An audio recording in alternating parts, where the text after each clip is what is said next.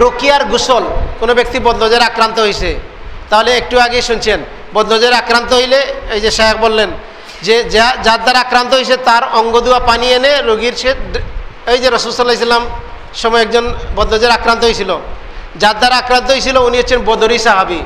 বদরি সাহাবী ভালো মানুষ না খারাপ মানুষ? বদর যুদ্ধে অংশগ্রহণকারী সাহাবী, তো তার থেকে বদনজর লাগছে। তো ভালো মানুষ থেকে বদনজর লাগতে পারে, মা বাবা থেকে লাগতে পারে, আমরা শুনছি না, প্রিয়জন থেকে লাগতে পারে।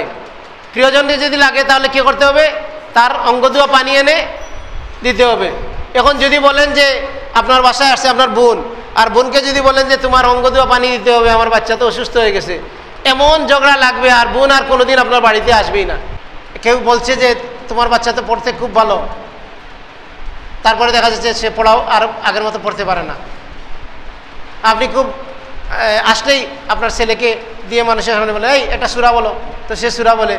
তো জাহেল মানুষগুলা সূরা শোনার পরে বলতেছে খুব সুন্দর হয়েছে, খুব সুন্দর হয়েছে, একবার মাশাআল্লাহ নাই, বারাকাল্লাহ নাই। তো এই বাচ্চার, এই মানুষগুলা আপনার বাচ্চাকে নজর দিয়ে গেল, আপনি নজর দেওয়াইলেন। আপনি একটা কাপড় নিয়ে দেখাইতেছেন, এই কাপড়তে বলতেছে খুব সুন্দর হয়েছে, এটা পড়লে তো তোমাকে খুব ভালো লাগবে, কিন্তু মাশাআল্লাহ তাবারাকাল্লাহ নাই, আপনার এটা কি হবে? বদনজর লাগতে পারে। তো এই বদনজর যদি আক্রান্ত ব্যক্তি পাওয়া যায়, তার অঙ্গ দিয়ে পানি দিবেন, ওইটা পড়বেন। জিনগ্রস্ত ব্যক্তি ওর সামনে বসে আপনি পড়তে থাকেন 100 বার, 150 বার, 200 বার, জিন পালাইবে, জিন থাকতে পারবে না। তবে জিনের সাথে কথা বলা যাবে না, কারণ উনি দুষ্ট, তো কথা বলতে লাগলে বলবে যে আমি চলে গেছি, আরেকটা চলে আসছে। ওই যে বোতলে ঢুকায়, কতটা ঢুকেছিল একটু আগে বললো না ভাই, এরকম একটা মারে বলতেছে একটা মরে গেছে, তো আরেকটা চলে আসছে। ওরা কথা দিয়ে মানুষকে বিভ্রান্ত করে, যেন ওদের কথা, ওদের সাথে কোনো কথা নাই। আমাদের সিলেটি ভাষায় বলে নাকে মুখে তাপড় দেওয়া, মানে নাক আর মুখ একসাথে, মানে কথা বলা বন্ধ, শ্বাসও নেওয়া বন্ধ। তো এরকম মারতে হবে তাকে, জিনকে, যে সূরা ফালাক নাস আপনি পড়তেই থাকবেন। ও কথা বলতে চাইবে, কোনো কথাবার্তা নাই, ও চলে যাবে, শেষ, খালাস। আমার জীবনের ঘটনা বলি, আমি ইউএইতে ছিলাম, আরব আমিরাতে ছিলাম। তো ডাক্তার আমাকে দেখে বলল যে আপনার এইটা তো এমন রোগ, এটা যদি রক্তে মিশে যায় তাহলে এই হবে, সেই হবে, এরকম অনেক কিছু বলল। এখন অনেক টাকার ওষুধ দিতে চাইলো, আমার কাছে টাকা এত ছিল না। আমি বাসায় গিয়ে দেখলাম আমার মামা একটা আতর একটা কে দিছে, ওইটা রাখা। ওই প্রতিদিন সকালে উঠে ওই যে জায়গায় সমস্যা ছিল আতরিটা বিসমিল্লাহ বলে লাগাইতাম। কিছুদিন পরে দেখি এটা ভালো হয়ে গেছে, কারণ আমি আমার রবকে বিশ্বাস করছি যে রব ভালো করার মালিক। আমি উসিলা হিসাবে এই আতরটা লাগাইছি বিসমিল্লাহ বলে, শেষ। তো আপনি দৌড়াবেন, এই যে যারা দৌড়াদৌড়ি করে, তান্ত্রিকের কাছে যায়, এগুলোর কাছে যায়, দৌড়াইতে দৌড়াইতে 15 বছর 20 বছর শেষ। ইমান তো প্রথমেই গেছে, তারপরে সম্পদ গেছে, তারপরে আমাদের কাছে অনেক পরে আসে বলে যে আমার তো সব কিছু শেষ হয়ে গেছে দৌড়াইতে দৌড়াইতে, এখন কি করব বলে। একটা বিষয় হচ্ছে যে চিকিৎসা হচ্ছে দুই ধরনের, একটা হচ্ছে প্রতিরোধমূলক আর একটা হচ্ছে নিরাময়মূলক। একটা হচ্ছে প্রিভেন্টিভ আর এটা হচ্ছে কিউরেটিভ। একটা রোগ না হওয়ার জন্য টিকা দেয় না, আর রোগ হওয়ার পরে কি টিকা দিলে কাজ করবে? কি বলেন আপনারা? ঢাকার লোক, ঢাকা মহানগরের লোক বলেন, রোগ হওয়ার পরে কি টিকা দিলে কাজ হবে?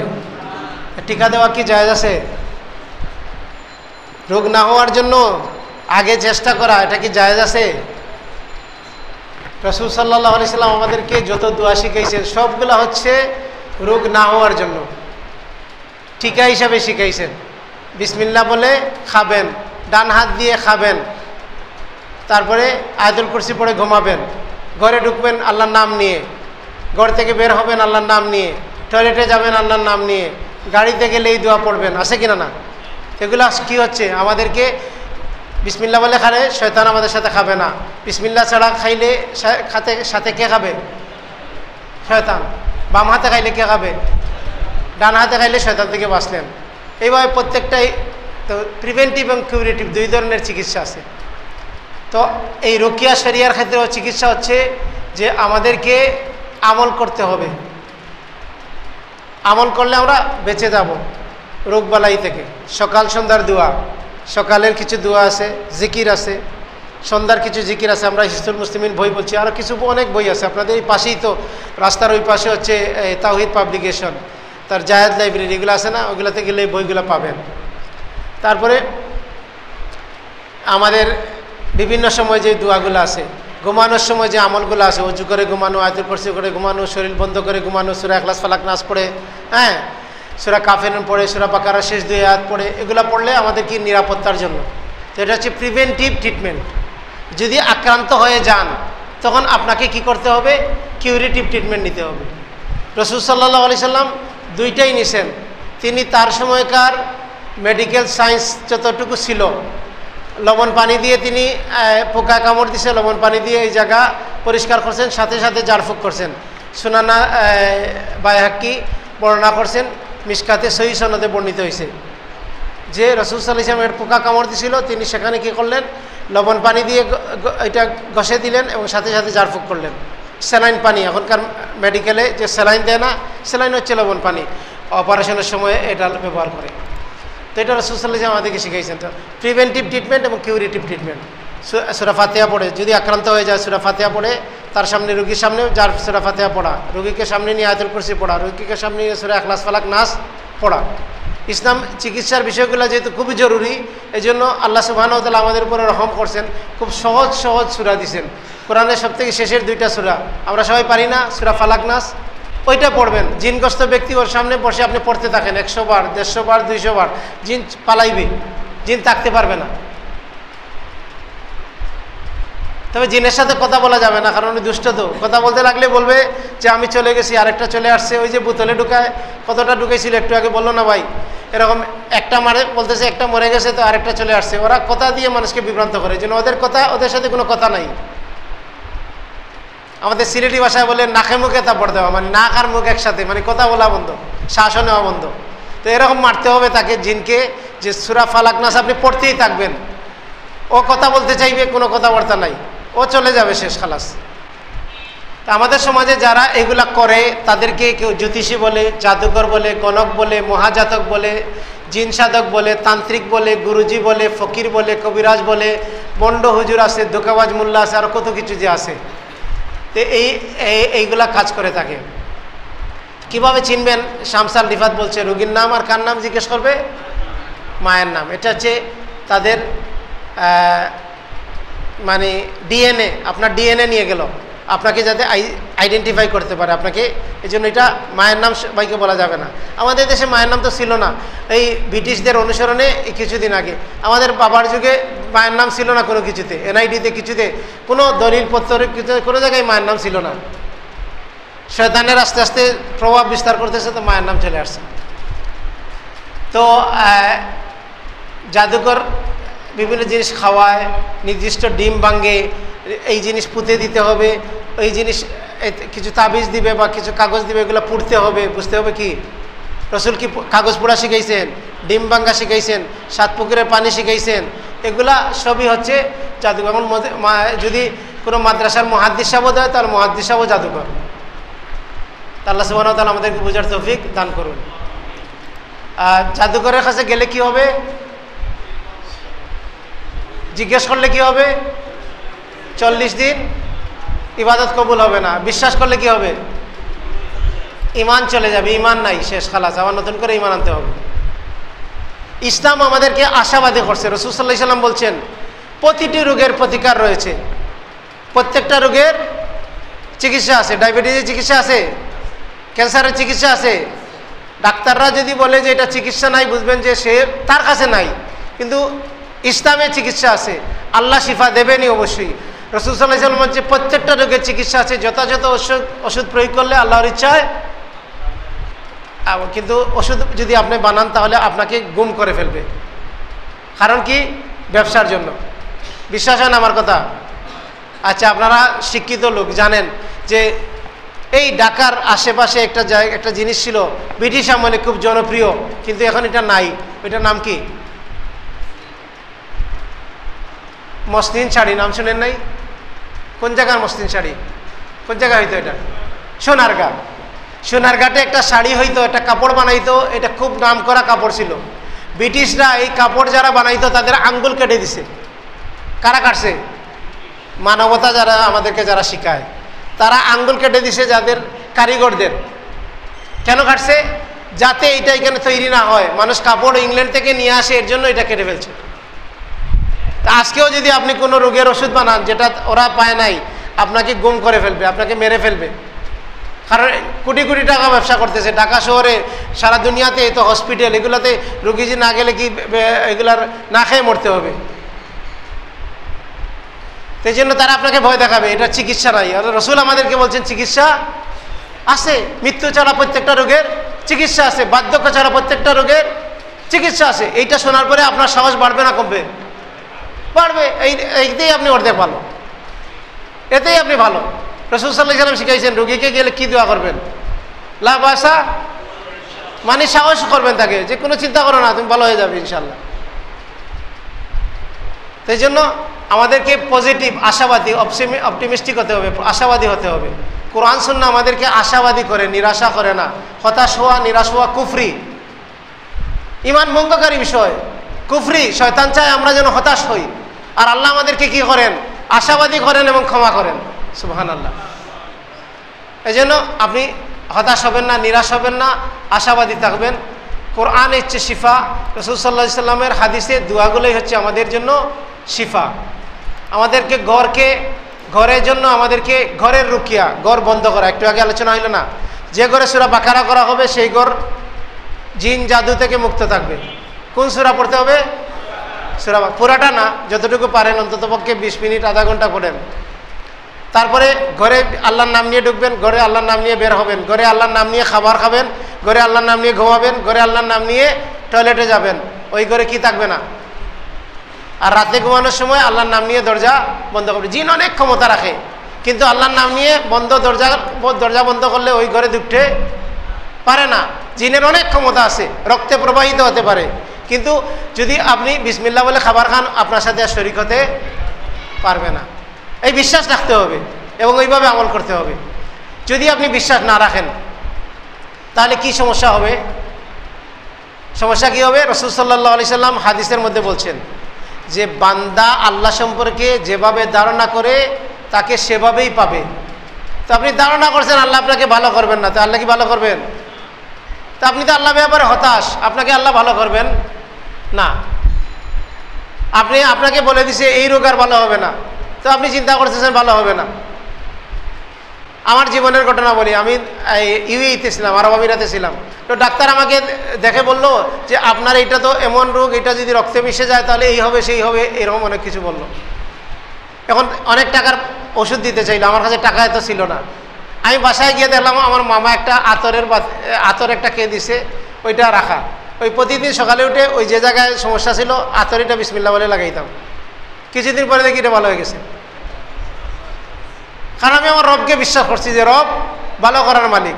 আমি উসিলা হিসাবে এই আতরটা লাগাইছি বিসমিল্লাহ বলে শেষ। তো আপনি দৌড়াবেন, এই যে যারা দৌড়াদৌড়ি করে তান্ত্রিকের কাছে যায়, এগুলোর কাছে যায়, দৌড়াইতে দৌড়াইতে 15 বছর 20 বছর শেষ। ইমান তো প্রথমেই গেছে, তারপরে সম্পদ গেছে, তারপরে আমাদের কাছে অনেক পরে আসে বলে যে আমার তো সব কিছু শেষ হয়ে গেছে দৌড়াইতে দৌড়াইতে, এখন কি করব বলে। সেই জন্য আপনি আল্লাহ সম্পর্কে সুধারণা রাখবেন, হতাশ হবেন না, নিরাশ হবেন না। ইনশাআল্লাহ আপনি যত বড় সমস্যার মধ্যে থাকেন না কেন আপনার এই সমস্যার সমাধান হবে ইনশাআল্লাহ। তারপরে সবচেয়ে বড় সমাধান হচ্ছে রাসূল সাল্লাল্লাহু আলাইহি ওয়াসাল্লাম বলছেন আল্লাহ যাকে ভালোবাসেন তাকে বিপদ দেন। তাহলে আপনাকে বিপদ দিচ্ছেন মানে কি? পৃথিবীতে সবচেয়ে বেশি বিপদগ্রস্ত কারা ছিল? নবী রাসূলরা। ইব্রাহিম আলাইহিস সালামের মতো বিপদে পড়ছেন, আগুনে ফেলে দেওয়া হয়েছে, আল্লাহ উদ্ধার করছেন কিনা না? মুসা আলাইহিস সালাম যখন পিছনে ফেরাউনের বাহিনী, সামনে সমুদ্র নদী, আর মুসা আলাইহিস সালামের সঙ্গী সাথীরা কি বলতেছে? আমাদের আর বাঁচার রাস্তা নাই। আর মুসা আলাইহিস সালাম কি বলতেছেন? অবশ্যই আমার রব রাস্তা দেখাবেন। 12টা রাস্তা দিছেন, একটার দরকার ছিল, 12টা কওমের জন্য 12টা রাস্তা দিছেন। সুবহানাল্লাহ। যখন গারে সুরে রাসূল সাল্লাল্লাহু আলাইহি সাল্লাম হিজরতের সময় রাসূল সাল্লাল্লাহু আলাইহি সাল্লাম আর কে ছিল সাথে? কে ছিল? আবু বকর রাদিয়াল্লাহু আনহু বলতেছেন আমরা ধরা পড়বো। রাসূল কি বলছেন? লা তাহজান ইন্নাল্লাহ মা'ানা। আল্লাহ সুবহানাহু ওয়া তাআলা কোরআনে এটা ঢুকিয়ে দিয়েছেন যে আবু বকর বলছেন যে এখন আমার শেষ, আর রাসূল বলছেন এই দেখেন ঈমান। রাসূল বলছেন যে না, অবশ্যই আমার রাস্তা, আমার সাথে আল্লাহ আছেন, আল্লাহ আমাদেরকে রক্ষা করবেন। তো ওই ধরনের ঈমান থাকতে হবে আপনার। আপনি হতাশ হলে, নিরাশ হলে আপনার রাস্তা পাবেন না। তা আল্লাহ সুবহানাহু ওয়া তাআলা আমাদেরকে বোঝার তৌফিক দান করুন। তো আমরা চিকিৎসা নিয়ে কথা বললাম, হ্যাঁ।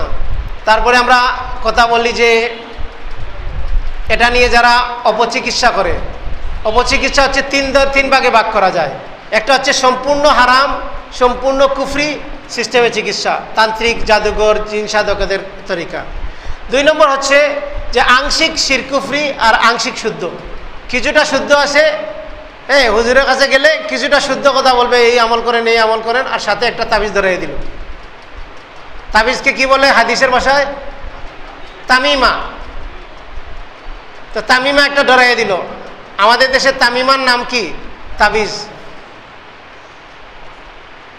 আমাদের সুরের বাটফারের নাম কি? বাটফার, সুর বাটফারদের নাম হচ্ছে জননেতা, সুর বাটফারদের নাম হচ্ছে জনসেবক। কিন্তু অরিজিনালি কি? মানুষের সম্পদ খায়, ঠিক কিনা না? ঠিক অনুরূপভাবে যে আরবের তামিমা আমাদের দেশে এসে হয়ে গেছে তাবিজ। আল্লাহ মানে এটা দিয়ে ধোকা দেওয়া আর কি। কারণ সৌদি আরবে যদি বলেন যে আমার তাবিজ আছে, সে মনে করবো এটা ভালো, সে মনে হয় সূরা ফালাক নাস পড়ে, কিন্তু এটা জানে না যে সে আপনি ওইটা গলায় ঝুলে হাঁটতেছেন, আপনার ঘর বন্ধ করতেছেন। আর আরেকটা হচ্ছে যে রুকিয়া শরিয়া, ঝাড়ফুঁক করে কোরআন হাদিস দিয়ে, কিন্তু সে ওইখান থেকে শুধু পয়সা কামায়। তার কাছে গেলে আপনার ইমান নষ্ট হবে না, শুধু সম্পদ যাবে। তো এই ধরনের বাটফারিও আছে, এইটার ব্যাপারে আপনি সতর্ক থাকতে হবে। আল্লাহ সুবহানাহু ওয়া তাআলা আমাদেরকে বুঝার তৌফিক দান করুন।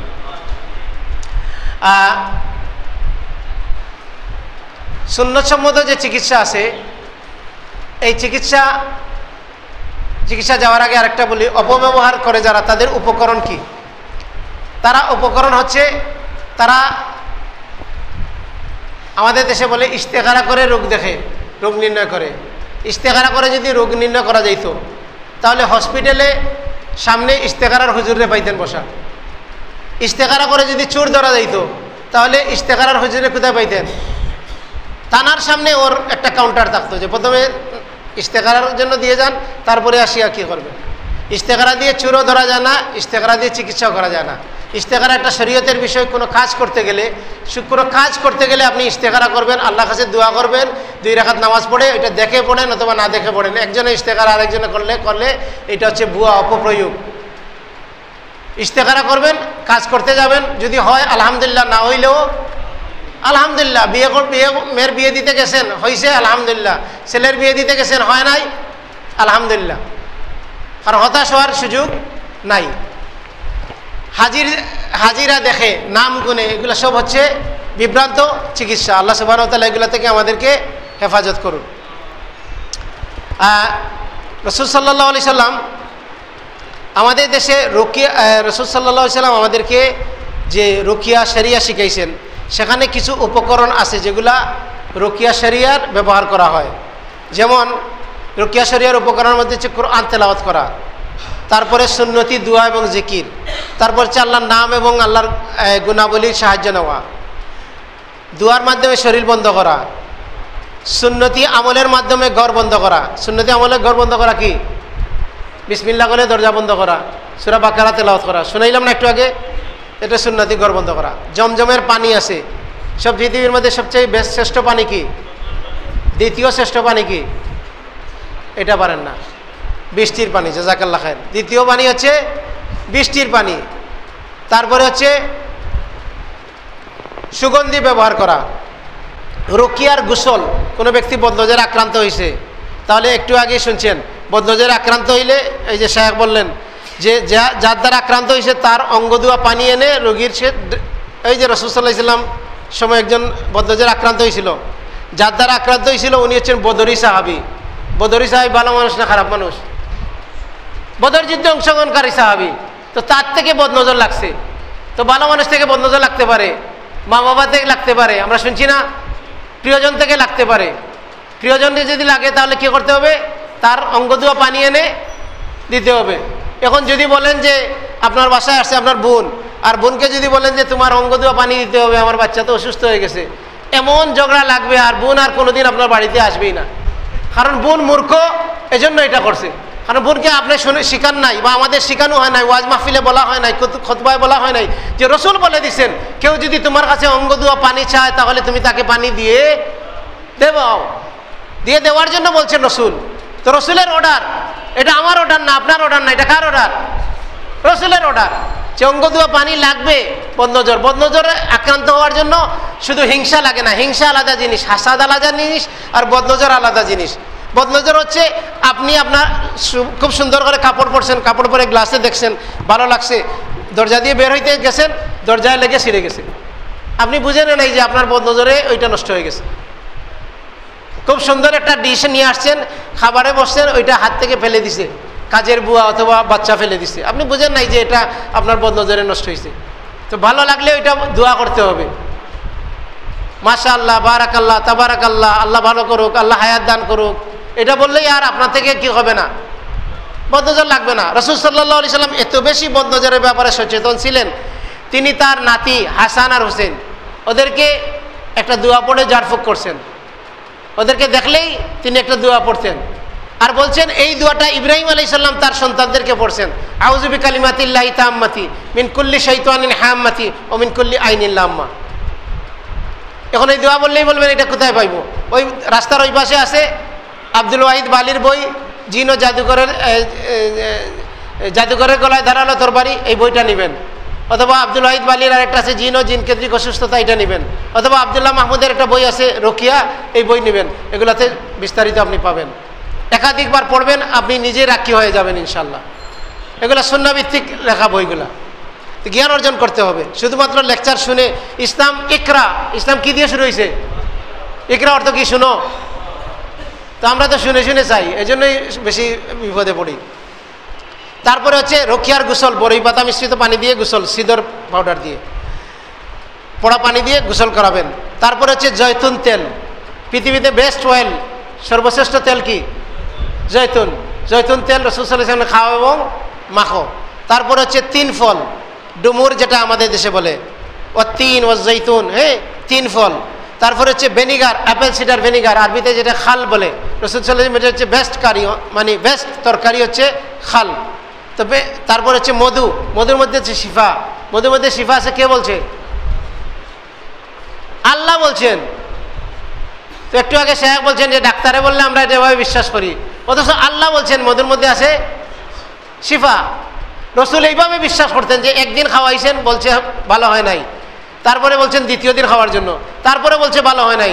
রসুল বলছেন তোমার পেট মিথ্যা, আল্লাহর কালাম সত্য। তারপরে বলছেন তৃতীয় দিন খাওয়াও, তৃতীয় দিন খাওয়ানোর পরে ভালো হয়েছে। তো আপনি একদিন ঝাড়ফুঁকেই ভালো হয় নাই, চলে গেছেন এই অমুক তান্ত্রিকের কাছে, অমুকের কাছে, আপনি করতেই থাকেন আর আল্লাহর উপরে ভরসা করতে থাকেন, আল্লাহর কাছে দোয়া করতে থাকেন, অবশ্যই ভালো হবেন। কারণ আল্লাহ নিজেই বলছেন কোরআন হচ্ছে ওয়ানুনাজ্জিলু মিনাল কুরআনি মা হুয়া শিফা, এই কোরআন হচ্ছে শিফা। তো কোরআন যদি শিফা না দেয় তাহলে আল্লাহর কালাম মিথ্যা হয়ে যায়, আল্লাহর কথা মিথ্যা হয়ে যায়। কিন্তু আল্লাহর কথা সত্য, আমাদের বিশ্বাস দুর্বল। আল্লাহ সুবহানাহু ওয়া তাআলা আমাদেরকে বোঝার তৌফিক দান করুন। কালো জিরার কথা, মৃত্যু ছাড়া সব রোগের চিকিৎসা। কালো জিরার তেল আছে, সামুদ্রিক লবণের কথা আছে, তারপরে সানা পাতা, সোনা পাতা আছে। আপনাদের এখানে মৌলভীবাজার এক জায়গা আছে না, ওইখানে পাওয়া যায় সোনা পাতা, সোনামুখীর পাতা, আরও বিভিন্ন জায়গায় পাওয়া যায়। তো সোনা পাতা হচ্ছে এটা যদি আপনি ব্যবহার করেন পেট পরিষ্কার হবে। পেট পরিষ্কার হবে মানে আপনাকে কেউ জাদু খাওয়াইছে, এটা বের হয়ে যাবে। আপনার গ্যাস্ট্রিক বের হয়ে যাবে, আপনার আলসার সঠিক হয়ে যাবে, আপনার আইবিএস এটা ঠিক হয়ে যাবে। বিশ্বাস নিয়ে খাইতে হবে, কারণ রসুল বলছেন এটা মৃত্যু ছাড়া সব রোগের চিকিৎসা। ইবনে মাজার হাদিসের মধ্যে সহিহ সনদে বর্ণিত হয়েছে। তারপর হচ্ছে পড়া পানি, রুকিয়া করা পানি। পড়া পানির একটা নিয়ম হচ্ছে পানি খাবারের জিনিসে ফু দিতে রসুল নিষেধ করছেন। কি নিষেধ করছেন? কি নিষেধ করছেন? ফু দিয়া খাইতে নিষেধ করছেন। আপনি তো চা খান, গরম চা খান ফু দিয়ে, গরম দুধ খান ফু দিয়ে। রসুল কি করছেন? আজকে থেকে আর ফু দিয়ে খাওয়া যাবে? যাবে না। ঠান্ডা করবেন, বড় কিছুতে রাখবেন, একটু সময় দিবেন, যে কোনোভাবে ঠান্ডা করে খাবেন। রসুল ফু দিতে নিষেধ করছেন। তাহলে আপনি কি করবেনটা কি? পানিটাকে পড়বেন কিভাবে? সূরা ফাতিহা পড়ে পানিতে কি করবেন? শুকনো থুথু দেবেন, স্পিড যেটাকে বলে ইংরেজিতে, শুকনো থুথু দিবেন। ফু দেওয়া যাবে? ফু দেওয়া খেয়ে নিষেধ করছেন রাসূল সাল্লাল্লাহু আলাইহি ওয়াসাল্লাম, নিষেধ করছেন। থু দিবেন, নাফাস করবেন, ঠিক আছে? তারপরে আজওয়া খেজুর, মদিনার স্পেশাল খেজুর আছে, হাজিরা নিয়ে আসে, হ্যাঁ। তারপরে সুন্নতি আমল আছে। তারপরে সিদর পাতা, সিদর মানে হচ্ছে বরই পাতা, বড়ই পাতা কোন সময় লাগে? মরা মানুষকে গোসল দিতে লাগে না? এটা রোগীকেও গোসল দিতে লাগে। তারপরে অন্যের অঙ্গ ধোয়া পানি, এই যে একটু আগে যেটা বললাম।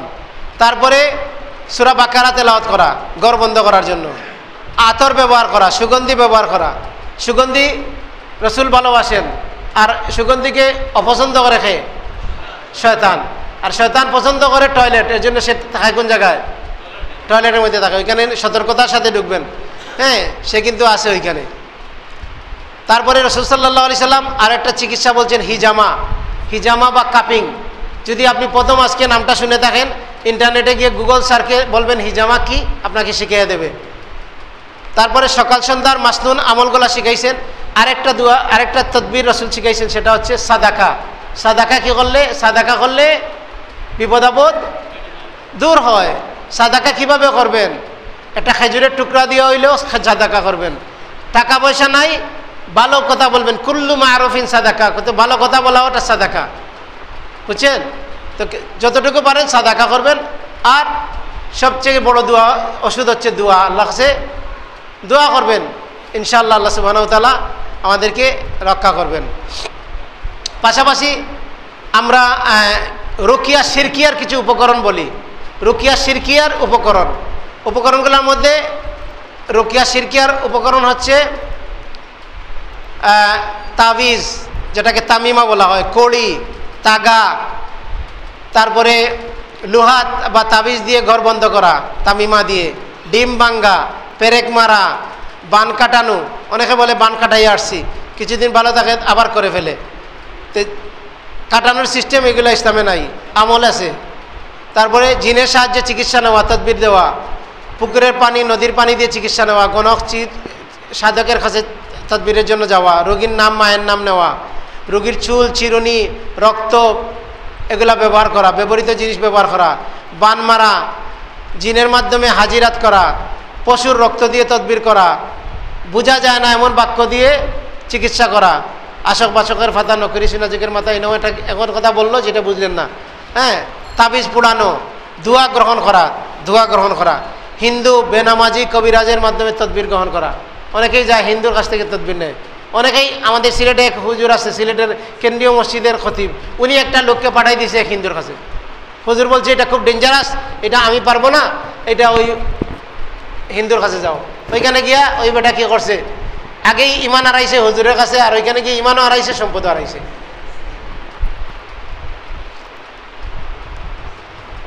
কবর বা রাস্তা থেকে মাটি আনতে হবে চিকিৎসার জন্য। পশু পাখি এগুলোর মাধ্যমে চিকিৎসা করে। টুটকা ব্যবহার করা, ইস্তেখারার অপব্যবহার, ইস্তেখারা দিয়ে চুর ধরে ইস্তেখারা দিয়ে রোগ নির্ণয় করে, এগুলো হচ্ছে অপব্যবহার। এইগুলো হচ্ছে রুকিয়া শিরকিয়ার উপকরণ। এগুলো রুকিয়া শিরকিয়ার উপকরণ। আল্লাহ সুবহানাহু ওয়া তাআলা আমাদেরকে বোঝার তৌফিক দান করুন। এখন আমরা সরাসরি চলে যাই, আমাদের সময় আমাদেরকে আর কি করতেছে না, সাপোর্ট করতেছে না। হ্যাঁ, অনেক রাত হয়ে গেছে। রাসূল সাল্লাল্লাহু আলাইহি সাল্লাম রুকিয়া কারো কাছ থেকে চাইতে, আপনি গিয়ে বলবেন হুজুর আমাকে একটু রুকিয়া করে দেন, রাসূল সাল্লাল্লাহু আলাইহি সাল্লাম একটা হাদিসের মধ্যে এটা নিরুৎসাহিত করছেন। রাসূল সাল্লাল্লাহু আলাইহি সাল্লাম বলছেন যে যারা রুকিয়ার আশ্রয় না নেয় সেই সব মানুষের মধ্যে তারা কী করবে, 70,000 লোক বিনা হিসাবে জান্নাতে যাবে। যারা কারো কাছে রুকিয়া তালাশ করে না, চাইবেন না, এটাও নিরুৎসাহিত করছেন। আবার রাসূল বলছেন শিরক মুক্ত ছাড়া রুকিয়া করা যায়, শিরক মুক্ত রুকিয়া করা বৈধ। রাসূল সাল্লাল্লাহু আলাইহি সাল্লাম এটা বলছেন সহিহ মুসলিমের হাদিসের মধ্যে। রুকিয়া করতে আদেশ দিয়েছেন। এটা একটু আগে শায়খ বললেন যে রাসূল এক বদনজরে আক্রান্ত একটা বাচ্চাকে দেখে রাসূল বলছেন যে রুকিয়া করাও। তো বুখারী মুসলিমের হাদিস। রাসূল সাল্লাল্লাহু আলাইহি সাল্লাম বুখারী মুসলিমের হাদিসে রুকিয়া করার জন্য, রুকিয়া করার অনুমতি দিয়েছেন। একজনকে সাপে কামড় দিছিল, তাকে রাসূল সাল্লাল্লাহু আলাইহি সাল্লাম রুকিয়া করার অনুমতি দিয়েছেন। আর একজনকে সাপে কামড় দিছিল, তার কাছ থেকে হাদিয়া নিয়ে আসছিলেন, রাসূল নিজে এটার ভাগ নিয়েছিলেন। শায়খ প্রথমে আলোচনায় বলছিলেন না। তাহলে কেউ যদি রুকিয়া করে আপনাদের কাছ থেকে হাদিয়া নেয়, তো আপনি রাগ করার কিছু নাই, সে নিতে পারে, এটা বৈধ আছে। কিন্তু রুকিয়া শিরকিয়া করে ফ্রিও যদি করে তো এটাও জায়েজ নাই। রাসূল সাল্লাল্লাহু আলাইহি সাল্লাম নিজে রুকিয়া করছেন, তারপরে জিব্রাইল রসুলকে আসিয়া কী করছেন? রুকিয়া করছেন। তাহলে রুকিয়া শরিয়া এই চিকিৎসাগুলো আছে, এগুলো আপনাকে জানতে হবে কি কি দোয়া, এগুলো আপনি তো একদিনে জানতে পারবেন না। আপনি বই দেখে দেখে পড়তে পারেন, হুজুর মুখস্থ পড়তে পারে, আপনি দেখে পড়বেন, এর অর্থ না যে হুজুর বেশি জানে বা হুজুরের কাছে বেশি বেশি ফায়দা হবে। দোয়া এটা হুজুরও যেরকম জানে আপনিও জানেন, আপনি দেখে দেখে পড়েন, তারপরে অভ্যাস হয়ে যাবে। আর হুজুরের কাছে গেলে, সেন্টারে গেলে আপনি যাইতেই থাকবেন, কিন্তু আপনার ইমানি হালতের কোনো হবে না। কারণ হুজুর পড়লে হুজুরের সওয়াব হবে, আপনি পড়লে আপনার সওয়াব হবে, ঠিক আছে না? তো আপনি নিজের উপরে ভরসা করে পড়েন।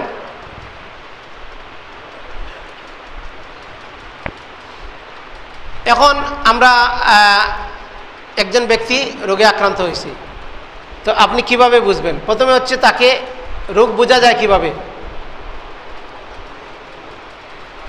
জন্ডিস হয়েছে কিভাবে বোঝা যায়? আলামত। ডাক্তার গিয়ে লক্ষণ জিজ্ঞেস করে না, চোখ দেখে, জিহ্বা দেখে, তারপরে এইখানে প্রেশার দেখে, এই কী করে আপনাকে জিজ্ঞেস করে টয়লেট ঠিকমতো হয় কিনা, ঘুম ঠিকমতো হয় কিনা, এগুলো জিজ্ঞেস করে না। এইটা হুবহু এটা একটা চিকিৎসা। আপনি যদি মনে করেন যে জিন জাদু বদনজরের চিকিৎসা এটা আধ্যাত্মিক চিকিৎসা, অলৌকিক চিকিৎসা, তাহলে আপনার এই বিশ্বাস ভুল। যেরকম আপনি ডাক্তারের কাছে যান আপনার হেপাটাইটিস হলে, আপনার জন্ডিস হলে, আপনার পেটে ব্যথা হলে, আপনার মাথা ব্যথা হলে, মাইগ্রেন হলে আপনি যান, ঠিক অনুরূপভাবে একজন বিশেষজ্ঞর কাছে আপনি গেছেন, তিনি চিকিৎসা দেবেন। তিনি প্রথমে জিজ্ঞেস করবেন আপনাকে আপনার ঘুম কেমন হয়, দুঃস্বপ্ন দেখেন কিনা। কারণ স্বপ্নের ব্যাপারে রাসূল বলছেন স্বপ্ন হচ্ছে 3 ধরনের। কয় ধরনের স্বপ্ন? ভালো স্বপ্ন আল্লাহ থেকে আসে, খারাপ স্বপ্ন শয়তান থেকে আসে, আর মানুষ যেগুলা চিন্তা করে কাজ করে সেগুলা স্বপ্নে দেখে। এখন আপনি ঢাকার ব্যবসায়ী, এখন ঘুমের মধ্যে বলছেন এই 20 টাকা দাও, 50 টাকা দাও, মানে এটা আপনার ব্যবসার সাথে রিলেটেড। আরেকজন সে বলছে এই গাড়িতে উঠেন, মানে সে কন্ট্রাক্টারই করে, গাড়িতে লোক উঠায়, ঘুমের মধ্যে এটা বলতে পারে। কিন্তু আপনি সাপ দেখেন, আপনি দেখেন যে উপর থেকে পড়ে যাচ্ছেন, আপনি লাফ দিয়ে উঠেন, কেউ আপনাকে মারতে চায়, কেউ গলা চাপ দিয়ে ধরতে চায়, তাহলে এটা কার থেকে আসছে? শয়তান থেকে আসছে। ভালো স্বপ্ন দেখলে কাউকে বলা যাবে না, একান্ত প্রিয়জন ছাড়া। আর খারাপ স্বপ্ন দেখলে আপনি আউযুবিল্লাহি মিনাশ শাইতানির রাজিম পড়ে বাম দিকে থুতু ফেলবেন, পাশ ফিরে ঘুমাবেন, কাউকে বলবেন না। আর যদি বেশি ভয় পান তাহলে দাঁড়িয়ে 2 রাকাত সালাত আদায় করবেন। তাহলে স্বপ্ন থেকে বোঝা গেল আমরা লক্ষণ। জিজ্ঞেস করতে পারে আপনার স্বপ্ন কি, খারাপ স্বপ্ন দেখেন কিনা। বিস্তারিত স্বপ্ন আপনার বলার দরকার নাই, কিন্তু খারাপ স্বপ্ন দেখেন কিনা। জি বললেন জি হ্যাঁ আমি ভয় পাই, ঘুমের মধ্যে মাঝে মাঝে ভয় পাই। তারপরে আপনার জিজ্ঞেস করবে শারীরিক কোনো সমস্যা আছে কিনা, মাথা ব্যথা, ঘাড় ব্যথা, কোমর ব্যথা, টয়লেট ঠিক মতো হয় কিনা, আপনার মানে স্বামী স্ত্রীর সম্পর্কে কোনো ডিস্টার্ব ফিল করেন কিনা, এগুলো জিজ্ঞেস করতে পারে। আপনি কোনো ওষুধ খান কিনা, আপনার কোনো বড় ধরনের রোগ আছে কিনা, নিয়মিত কোনো ওষুধ খান কিনা, এগুলো জিজ্ঞেস করতে পারে। তারপরে জিজ্ঞেস করবে আপনার রাগ কেমন, রাগ কার থেকে আসে? শয়তান থেকে আসে। অনিয়ন্ত্রিত রাগ উঠলে ভাঙচুর করেন, ফট করে রেগে যান, তাহলে এটা বোঝা গেল শয়তান থেকে আসে। এগুলো লক্ষণ। ক্ষুধামন্দা আছে কিনা। তারপরে আপনার লক্ষণের মধ্যে হচ্ছে আপনি নামাজ পড়েন, কিন্তু আগে ঠিকমতো পড়তেন, এখন নামাজে মনোযোগী থাকে না, নামাজের রাকাত বলে যান, কোরআন তেলাওয়াত করতে খারাপ লাগে, বেশি সময় পড়তে পারেন না, আগে পড়তে পারতেন, এখন পড়লেই 2-3 মিনিট পড়ার পরে ঘুম চলে আসে, আপনার ভাল লাগে না, উঠে চলে যেতে ইচ্ছে করে, এখন সময় পান না, এমন ব্যস্ত আপনি নামাজ পড়ার সময় নাই, কোরআন পড়ার সময় নাই, এই ব্যস্ততা দিয়ে আপনাকে শয়তান কী করে রাখছে। আপনি কোরআন পড়তে বসলে বাচ্চা এসে কান্নাকাটি শুরু করে, বউ এসে এমন একটা কথা বলে আপনি ঝগড়া শেষ, কোরআন পড়া শেষ। তাহলে কোরআন পড়তে আপনার বাধা হয়। আপনি ওয়াশরুমে যান বা টয়লেটে যান, গিয়ে বসে থাকেন, অনেক সময় থাকেন। আপনি টয়লেটে গেলে অজু করতে যান, অজু করতে গেলে অজু এবার শেষের দিকে চলে আসছেন, হঠাৎ করে মনে হয় কুল্লি করি নাই, তো আবার কুল্লি করতেছেন, আবার শুরু করতেছেন, এইভাবে করতে করতে আধা ঘন্টা আপনার শেষ, অজু করতেই শেষ। একটু পরে পরে হাত ধোয়া ভালো, কিন্তু যখন এটা মাত্রা অতিরিক্ত হয়ে যাবে এটা হচ্ছে লক্ষণ। ডিপ্রেশন, হতাশ, সব সময় হতাশ, কোনো বিষয়েই আপনি চাকরিতে যাবেন হতাশ, ব্যবসাতে যাবেন হতাশ, কেউ কিছু বললেই আপনি হতাশার কথা ছাড়া আর কোনো গল্পই আপনার নাই, আপনার ব্রেইনে বারবার হতাশা চলে আসে, তাহলে আপনি ব্রেইনকে নিয়ন্ত্রণ করতে পারেন না। ডাক্তারের কাছে গেলেন, মানসিক রোগের কাছে যাইবেন, আপনাকে বাইপোলার ডিসঅর্ডার বলবে, তারপরে ওসিডি বলবে, এগুলো মেডিকেলের টার্ম বলে আপনাকে ওষুধ খাওয়াবে, আপনি শুধু ঘুমের ওষুধ খাবেন, আসতে যখন হাঁটবেন দিনে আটিয়া দেখা যাবে অর্ধেক ঘুমোয় আর অর্ধেক সজাগ, আপনি হাঁটতেছেন, আপনার মোশনটি স্লো করে দিছে, আপনি এইভাবে সারা জীবন ওষুধ খাইতে হবে, কারণ আপনার সমস্যা হচ্ছে প্যারানরমাল, আপনার সমস্যা হচ্ছে জিন জাদু বন্ধজরে আক্রান্ত বিষয়, ডাক্তার এগুলো বিশ্বাস করে না, আপনি ওই চিকিৎসা করতেছেন। আমরা বলবো আপনাকে, আপনি ডাক্তারি চিকিৎসা করার পাশাপাশি রুকিয়া শরিয়া চিকিৎসা করবেন। প্রথমে কোনটা করবেন? প্রথমে কোনটা করবেন, ডাক্তার না রুকিয়া? প্রথমে রুকিয়া, ঝাড়ফুঁক, নিজে থেকে চিকিৎসা করবেন, নিজে ঝাড়ফুঁক করবেন, নিজে শরীর বন্ধ করবেন, আপনি ঘুমানোর সময় শরীর বন্ধ করবেন, কিন্তু অসুস্থ অবস্থায় আপনি যে কোনো সময় সূরা ফালাক নাস পড়ে শরীরে ঝাড়ফুঁক করতে পারেন। তো এই লক্ষণগুলো দেখে আপনার লক্ষণ, আপনি মোবাইল এডিক্টেড, আপনি মোবাইল পর্নোগ্রাফি এডিক্টেড, আপনি বিভিন্ন মাদকে এডিক্টেড, বের হতে পারতেছেন না, হ্যাঁ, এই ধরনের শয়তান এগুলো কী করবে, আপনার ঘুম ওষুধ খাইয়া ঘুমাইতে হয়, আপনার স্বামী স্ত্রী, স্বামী বলতেছে সবাই ভালো, স্ত্রীকে বলতেছে সবাই ভালো, কিন্তু দুজন একত্রিত হলেই একেবারে রাশিয়া আর আমেরিকার যুদ্ধ, বুঝছেন না? তাহলে বোঝা গেল যে স্বামী স্ত্রীর মধ্যে বনিবনা মাত্রা অতিরিক্ত ঝগড়া, একটা হচ্ছে দাম্পত্য কলহ, এটা টুকটাক কলহ থাকবে, কিন্তু এমন ঝগড়া যে সংসার ভাঙ্গার অবস্থা, শান্তি নাই ঘরে আসা, তাহলে এটা বুঝতে হবে সমস্যা আছে। এই লক্ষণগুলো দেখে একজন বিশেষজ্ঞ সে আপনাকে বলবে যে আমার মনে হচ্ছে যে আপনার সমস্যা আছে, আপনার হয়তো জাদুর লক্ষণ বেশি আছে, আপনার জিনের লক্ষণ বেশি আছে, আপনার বদনজরের লক্ষণ বেশি আছে। যদি ওভারঅল সে বলতে পারে যে আপনার সমস্যা আছে, আপনি নিজেও বুঝতেছেন আপনার সমস্যা আছে, বোঝা যায় কিনা? না, নিজেও তো বুঝতে পারে সমস্যা আছে। এখন সমস্যার সমাধান কি হবে? সমাধান প্রথম নম্বর হচ্ছে যে আশেপাশের লোক তাকে সাপোর্ট দিতে হবে।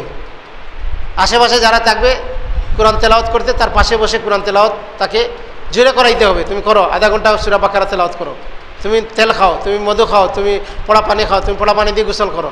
সে কারণ সে তার নিজের মধ্যে নিজের নিয়ন্ত্রণ অনেক সময় রাখে না, তো সে রোগী নিজেকে হেল্প করবে, অথবা তার আশেপাশে যারা আছে তারা সাপোর্ট লাগবে, এবং রুকিয়ার যে গাইডলাইন আছে সেটা ফলো করবে। আমরা গাইডলাইন এবার শেষে বলে দেবো ইনশাআল্লাহ যে কী কী গাইডলাইন ফলো করবেন। তারপরে হচ্ছে যদি এগুলা করার পরেও দেখা যাচ্ছে যে সে বের হয়ে আসতে পারতেছে না, তখন কারো কাছে রুকিয়ার জন্য যাইতে পারে, বৈধ আছে, রুকিয়ার কাছে যাবে, যার কাছে যাবে তিনি কি করবেন, তাকে বসাইয়া, একটু আগেই বলছেন, তাকে বসাইয়া কোরআন তেলাওয়াত করবেন, প্রকাশ্যে করবেন, এর গোপনীয়তা কিছু নাই। মহিলা থাকলে সাথে একজন মাহরাম থাকবে, একজন পুরুষ থাকবে, সাথে থাকবে, স্বামী থাকবে, বাবা মা, মামা, চাচা, ভাই, এরকম কেউ থাকবে। আর এটা হচ্ছে রুকিয়ার সেশন। প্রয়োজন হতে পারে যে তার শারীরিক সমস্যার জন্য ডাক্তারি চিকিৎসার পাশাপাশি তাকে হিজামাও করার প্রয়োজন হতে পারে, প্রয়োজনে সে হিজামা করবে, প্রয়োজনে তাকে কাউন্সিলিং করবে, মানসিকভাবে সে যদি বিপর্যস্ত থাকে তাকে কাউন্সিলিং করবে। তো কাউন্সিলিং কারা করবে? ইসলামিক নলেজ যাদের আছে তাদের কাছ থেকে কাউন্সিল নিলে তারা কি কাউন্সিলিং করবে? আমরা বলছি রসুল আমাদেরকে কাউন্সিলিং করে গেছেন, এই উম্মাকে কাউন্সিলিং করে গেছেন। কি বলছেন? প্রত্যেকটা রোগের চিকিৎসা আছে, সাহস দিচ্ছেন না? রসুল বলছেন এমন কোনো রোগ পাঠান নাই যেটা চিকিৎসা নাই। রসুল কোরআন, আল্লাহ সুবহানাহু ওয়া তাআলা অনেক উদাহরণ আমাদেরকে দিচ্ছেন, নবীদের কাহিনী কোরআনে আছে, সেগুলোর মাধ্যমে আমাদেরকে উৎসাহিত করছেন। হ্যাঁ, যে অসুস্থ আইয়ুব আলাইহিস সালাম ছিলেন অসুস্থ, হ্যাঁ, তারপরে আল্লাহ সুবহানাহু ওয়া তাআলা বিপদ আপদ থেকে বিভিন্ন সময় উদ্ধার করছেন, এগুলো কাহিনী বলে দিচ্ছেন। মাছের পেটে গেছেন, মাছ চলে গেছে সমুদ্রের নিচে, ওইখান থেকে কি করছেন? নবী দোয়া করছেন না দোয়া করাইছেন? আপনারা তো কোরআন দোয়া, আর নবী কি করছেন? নবী কি সমুদ্রের পারে যারা ছিল তাদেরকে দোয়া করাইছেন না নিজে করছেন? নিজে করছেন। তো ওই আল্লাহ তো আছেন, ওই আয়াতের শেষেই আল্লাহ বলছেন আমি এদেরকে এভাবে কাযালিকা নুনজিল মুমিনিন, এভাবে মুমিনদেরকে সাহায্য করে থাকি। তো মুমিনরা তো সাহায্য চাইবে, তো আপনি সাহায্য চাওয়ার আগে দৌড় দেন আরেকজনের কাছে, আরেক আছেন আমার মুক্তার, আছেন আমার ব্যারিস্টার, ওই মুক্তার ব্যারিস্টারের কাছে চলে যান, কাউন্সিলিং হবে, সাদাকার মাধ্যমে চিকিৎসা হবে। আর দোয়া, সব সময় দোয়া করবেন, নিজে দোয়া করবেন। দোয়া, প্রত্যেকটা দোয়া অবশ্যই কবুল হয়। যেটা চান আল্লাহ ওইটা আপনাকে, আপনি যেটা চাচ্ছেন আল্লাহ কাছে আল্লাহ ওইটা দিয়ে দেবেন, অথবা আল্লাহ অন্য কোনো বিপদ আপনার থেকে সরাইয়া দিবেন, অথবা আল্লাহ সুবহানাহু ওয়া তাআলা দুনিয়াতে আপনাকে দেবেন না, ওইটা যেদিন আপনার বেশি প্রয়োজন। দুনিয়ার থেকে বেশি প্রয়োজন কোন সময় আমাদের? আখিরাতে সেই দিন আমাদেরকে দিবেন। এতে ও দোয়া করতেই থাকবেন।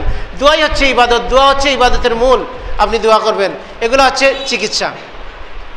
এখন আমরা আপনাদেরকে বলি যে রুকিয়ার যে গাইডলাইন, যেটা কি কি গাইডলাইন আমরা সাধারণত রোগীদেরকে দিয়ে থাকি বা আমরা বলে থাকি, এটা বলে আমাদের আজকের আলোচনা এখানে শেষ করব। প্রথম নম্বর হচ্ছে যে সকাল সন্ধ্যার সুন্নতি জিকির করবেন, সবাইকে করতে হবে, অসুস্থ সুস্থ সবাইকে। তারপরে সূরা বাকারা আপনি তেলাওয়াত করবেন আপনার ঘরকে নিরাপদ রাখার জন্য। মিনিমাম একটা টাইম 20 মিনিট, আধা ঘন্টা, কমপক্ষে আধা ঘন্টা করবেন। রোগী অসুস্থ হলে তাকে 2 বেলা করাইবেন। আপনি বলবেন না এই তুমি করো, সে দেখা যাবে সে বসে আছে, আধা ঘন্টা পরে এসে বলতেছে পড়ছো, হ্যাঁ পড়ছি, কারণ সে তো পড়তে পারে না, তাকে বাধা দেয় শয়তান। তো আপনি সাথে বসে, পৃথিবীতে একমাত্র ইবাদত যেটা শুরু করতে হবে শয়তানের কাছ থেকে, আল্লাহর কাছে আশ্রয় প্রার্থনা করে, সেটা কোনটা? কোরআন। আল্লাহ নিজেই বলে দিয়েছেন যে কোরআন তেলাওয়াতের পূর্বে আল্লাহর কাছে শয়তান থেকে আশ্রয় চাও, তো এখানে বাধা দেয় শয়তান। তো এটা আপনি বসে করাবেন। আপনার বাচ্চা যদি অসুস্থ হয়, আপনার ওয়াইফ অসুস্থ হয়, আপনার মা অসুস্থ হয়, সাথে বসে করাইবেন। তারপরে কোরআন শোনা, কোরআন তেলাওয়াত করা যেরকম ইবাদত, শোনাটাও ইবাদত। শুনবেন, শোনাটা হচ্ছে এরকম না যে আপনি কাজ করতেছেন আর শুনতেছেন, শোনার দিকে খেয়াল নাই, ঘরে বাঁচতেছে, এরকম না, শুনতে হবে। কোরআন শোনার কথা আল্লাহ সুবহানাহু ওয়া তাআলা বলছেন, যখন শোনো তখন নীরব থাকো। তারপরে হচ্ছে ঘুমানোর সময় গোসল করে অজু করে ঘুমাবেন, শরীর বন্ধ করে ঘুমাবেন, সূরা মুলক পড়ে ঘুমাবেন, তারপরে সূরা বাকারা শেষ 2 আয়াত পড়ে ঘুমাবেন, সূরা কাফিরুন পড়ে ঘুমাবেন। দুঃস্বপ্ন দেখলে আউযু বিল্লাহি মিনাশ শাইতানির রাজিম পড়ে বাম দিকে অথবা ডান দিকে, বাম দিকে থুতু পেলে ডান পাশ, যে কোনো একটা পাশ আপনার পজিশন চেঞ্জ করে আপনি ঘুমাবেন। তারপরে হচ্ছে এটা হচ্ছে আমাদের আমলের মধ্যে। দ্বিতীয় হচ্ছে যে আপনি কি কি ওষুধ ব্যবহার করবেন। আপনি আজওয়া খেজুর খান 1টা অথবা 7টা, অসুস্থ রোগীকে খাওয়াবেন। অলিভ অয়েল তেল, জৈতুন তেল, রুকিয়া করা অলিভ অয়েল তেল। রুকিয়া করা কীভাবে করবেন? রুকিয়া পোড়া তেল খাওয়াবেন। আপনারা তো পড়ার জন্য নিয়ে আসেন হুজুরের কাছে, অথচ পড়ার জন্য কিন্তু সূরা ফাতিহা, আয়াতুল কুরসি, সূরা ইখলাস, ফালাক, নাস 3 বার অথবা 7 বার পড়ে ওইটাতে ফু দিবেন, দিয়ে বিসমিল্লাহ বলে বন্ধ করে রাখবেন। বিসমিল্লাহ বলে বন্ধ না করলে কি হবে? মিস্টার ইবলিস আসি এটা নষ্ট করে দেবে, পরে আর এটা কাজ করবে না। এর জন্য বিসমিল্লাহ বলে বন্ধ করতে হবে প্রত্যেকবার ব্যবহারের শেষে। বিসমিল্লাহ বলে বন্ধ করে রাখবেন। প্রতিদিন ওকে অলিভ অয়েল তেল খাওয়ান, অলিভ অয়েল তেল মাখান। তাকে মধু খাওয়ান, প্রতিদিন 1 চামচ রুকিয়া করা মধু খাওয়ান। তাকে পোড়া পানি খাওয়ান, যে পানিগুলা খাবে সবগুলা যেন পোড়া পানি হয়, রুকিয়া করা পানি হয়। সবচেয়ে বেস্ট পানি কি? দ্বিতীয় বৃষ্টির পানি, তৃতীয় হচ্ছে রুকিয়া করা পানি। নর্মাল পানি রুকিয়া করে খাওয়াবেন। তারপরে হচ্ছে আপনি তাকে গোসল করাবেন, রুকিয়ার গোসল। রুকিয়ার গোসল কি? পানি নিলেন, 1 বালতি পানি নিলেন, আপনি শাওয়ার দিয়ে গোসল করেন অথবা বালতিতে পানি দিয়ে গোসল করেন, শ্যাম্পু টেম্পু করে গোসল শেষ। তারপরে রুকিয়া করা পানি, এটা বরই পাতা, সিদর পাতা মিশ্রিত, বরই পাতা মিশ্রিত পানি, এটা রুকিয়া করে রাখছেন, ওইটা শরীরে ঢেলে দেবেন। সপ্তাহে 1 দিন করলেও হবে। বরই পাতা 7টা বরই পাতা এনে ওইটাতে পিষে দেবেন, পিষে হাত দিয়ে পিষিয়ে দিলে হবে। ওইখানে পোড়া পানি মিক্স করবেন, ওই 3-4 মগ পানি শেষে ঢেলে দিবেন। এটা হচ্ছে রুকিয়ার গোসল। আরেকটা হচ্ছে সোনা পাতা। যদি দেখা যায় যে রোগী স্বপ্নের মধ্যে খাচ্ছে, পেটে ব্যথা করতেছে, টয়লেট ঠিক মতো হয় না, মাথা ব্যথা করতেছে, বিভিন্ন জায়গায় ব্যথা করতেছে, এগুলো ব্যথার অন্যতম একটা কারণ হচ্ছে টয়লেট ঠিক মতো না হওয়া, পেট পরিষ্কার না হওয়া। তো পেট পরিষ্কার করার জন্য সোনা পাতা নিয়ে আসেন, 1 মুষ্টি পাতা, 1 গ্লাস পানির মধ্যে পাতাটা দেন, সিদ্ধ করে ঠান্ডা করে রুকিয়া করে এটা খেয়ে নেন। 3-4 ঘন্টা পরে টয়লেট হয়ে যাবে। এটা ট্যাবলেটও পাওয়া যায়, পাউডারও পাওয়া যায় বাজারে, যে কোনো একটা ব্যবহার করলেই হবে। এটা কতটুকু মাত্রা ব্যবহার করবেন? বেশি যদি হয় সপ্তাহে 3 দিন, অথবা সপ্তাহে 2 দিন, অথবা সপ্তাহে 1 দিন। যেগুলা যে কোনো মানুষ এই সোনা পাতা ব্যবহার করতে পারে, যদি তার কোষ্ঠকাঠিন্য থাকে, টয়লেটের সমস্যা থাকে, যে কেউ এটা ব্যবহার করতে পারে। কবিরাজরা, ওই আমাদের যে ইউনানি আয়ুর্বেদিক চিকিৎসক আছে, ওরা কিন্তু এটা ব্যবহার করে থাকে। বাজারে পাওয়া যায় বিভিন্ন, আমরা বললাম না, এই আরও বিভিন্ন যে গাছ গাছরা বিক্রি করে, ওইসব দোকানে গেলেই পাবেন। তারপর হচ্ছে কালো জিরা। কালো জিরা আপনি কালো জিরা দানা খান অথবা গুঁড়া খান, মধুর সাথে মিক্স করেও খাইতে পারেন, রোগীকে খাওয়াই দিবেন। তারপরে যদি সন্দেহযুক্ত পাওয়া যায় ব্যক্তি যার দ্বারা বদনজর আক্রান্ত, বাচ্চাকে নিয়ে এক জায়গায় গেছেন, ওই জায়গা থেকে যাওয়ার পরে অসুস্থ হয়ে গেছে, ওদের অঙ্গ দুয়া পানি আনেন। কেউ বলছে যে তোমার বাচ্চা তো পড়তে খুব ভালো, তারপরে দেখা যাচ্ছে সে পড়াও আর আগের মতো পড়তে পারে না। আপনি খুব আসলেই আপনার ছেলেকে দিয়ে মানুষের সামনে বলে এই একটা সূরা বলো, তো সে সূরা বলে। তো জাহেল মানুষগুলা সূরা শোনার পরে বলতেছে খুব সুন্দর হয়েছে, খুব সুন্দর হয়েছে, একবার মাশাআল্লাহ নাই, বারাকাল্লাহ নাই। তো এই মানুষগুলা আপনার বাচ্চাকে নজর দিয়ে গেল, আপনি নজর দেওয়াইলেন। আপনি একটা কাপড় নিয়ে দেখাইতেছেন, এই কাপড়তে বলতেছে খুব সুন্দর হয়েছে, এটা পড়লে তো তোমাকে খুব ভালো লাগবে, কিন্তু মাশাআল্লাহ তাবারাকাল্লাহ নাই, আপনার এটা কি হবে? বদনজর লাগতে পারে। তো এই বদনজর যদি আক্রান্ত ব্যক্তি পাওয়া যায়, তার অঙ্গ দিয়ে পানি দেবে। যদি পাওয়া যায়, আমরা কি বলছি, যদি পাওয়া যায়। যদি না পাওয়া যায় তাহলে তো ওই চিকিৎসা, বরই পাতা দিয়ে গোসল, তাকে খাওয়ানো, তারপরে রেগুলার আমল করা, ঝাড়ফুঁক করা, ওইগুলা যদি পাওয়া যায় তাহলে আমাদের জন্য সহজ হয়ে যায়। যদি পাওয়া যায়, যদি না পাওয়া যায় তাহলে নাই। জিন জাদু বদনজরে আক্রান্ত ব্যক্তি যদি কখনো কেউ সাসপেক্টেড থাকে, আমাদের পরিবারে কেউ আছে শাশুড়ি তাবিজ ব্যবহার করে, ফিরের কাছে যায়, ওই শাশুড়ির দেওয়া জিনিস খাওয়া যাবে না। কোনো জিনিস উপহার দিলে এটা ব্যবহার করা যাবে না, রাখবেন কিন্তু ফেলে দিবেন, এটা ব্যবহার করবেন না। আল্লাহ সুবহানাহু ওয়া তাআলা বলছেন কুন মা'আস সাদিকিন, সত্যবাদীদের সাথে থাকো। রসুল বলছেন আতরবাদের সাথে থাকো। আর ওই আপনার শাশুড়ি, ওই আপনার শ্বশুর, ওই আপনার ভাই, ওই আপনার খালা, ওই আপনার মামি, ওই আপনার বোন, ওই আপনার আত্মীয়, সে হচ্ছে কামারওয়ালা, তার থেকে নিরাপদ দূরত্ব বজায় রাখবেন। রসুল বলছেন কামারওয়ালা থেকে বিরত থাকো আর আতরওয়ালার সাথে থাকো। যে মানুষ আর আপনাকে দিনের কথা বলে, প্রশংসা করলে আল্লাহর কথা স্মরণ করিয়ে দেয়, তার সাথে থাকবেন, ভালো মানুষের সাথে থাকবেন। তো এই জিন জাদুগ্রস্ত যারা আক্রান্ত হওয়ার সম্ভাবনা আছে, যারা সাসপেক্টেড পিপুল, তাদের থেকে নিজে হেফাজত রাখার চেষ্টা করবেন, তাদের থেকে দূরে থাকবেন, আর এই চিকিৎসা ফলো করবেন, তিনি ইনশাআল্লাহ আল্লাহ সুবহানাহু ওয়া তাআলা শিফা দান করবেন। তার এখন আমরা এখানে শেষ করে দেব, বৈঠক শেষের দোয়া পাঠ করে।